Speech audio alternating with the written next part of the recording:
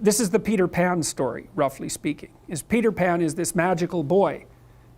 Pan is the god of everything, roughly speaking, right? And so it's not an accident that he has the name Pan. And he's the boy that won't grow up. And he's magical. Well, that's because children are magical. They can be anything. They're nothing but potential. And Peter Pan doesn't want to give that up. Why? Well, he's got some adults around him, but the main adult is Captain Hook.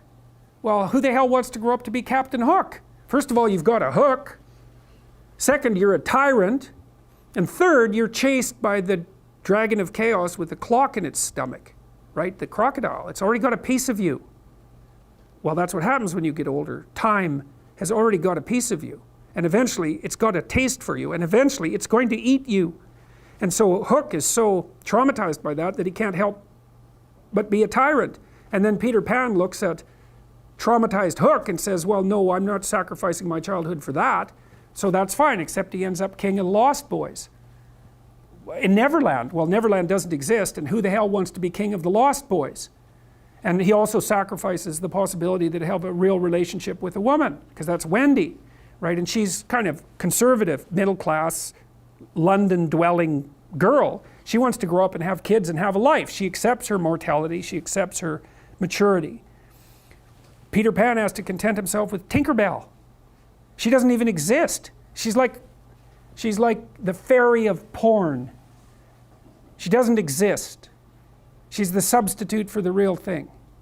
And so, but the dichotomy that you're talking about is very tricky, because there's a sacrificial element in maturation, right? You have to sacrifice the pluripotentiality of childhood for the actuality of a frame.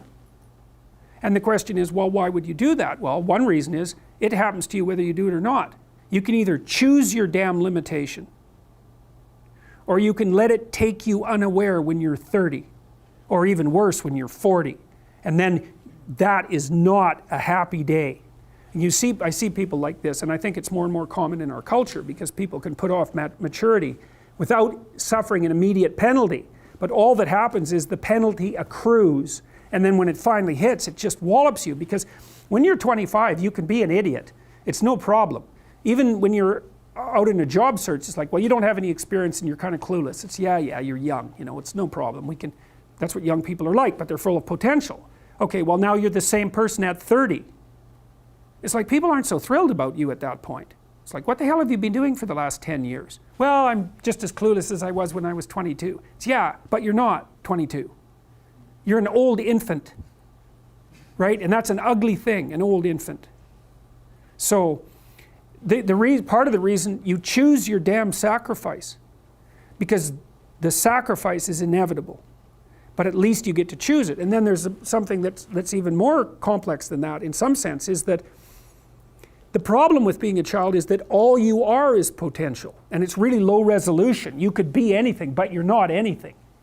So then you go and you adopt an apprenticeship, roughly speaking, and then at least you become something.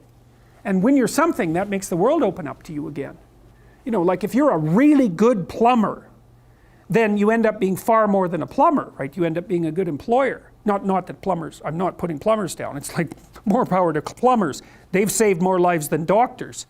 So, hygiene, right? So, if you're a really good plumber, well, then you have some employees, you run a business, you train some other people, you enlarge their lives, you're kind of a pillar of the community, you have your family. Once you pass through that narrow training period, which narrows you and constricts you and develops you at the same time, then you can come out the other end with a bunch of new possibility at hand. And Jung talked about that. He thought that part of the proper path of development in the last half of life was to rediscover the child that you left behind as you were apprenticing. And so then you get to be something and regain that potential at the same time. Very, very smart. Well, he was very, very smart. So that's very wise thing to know.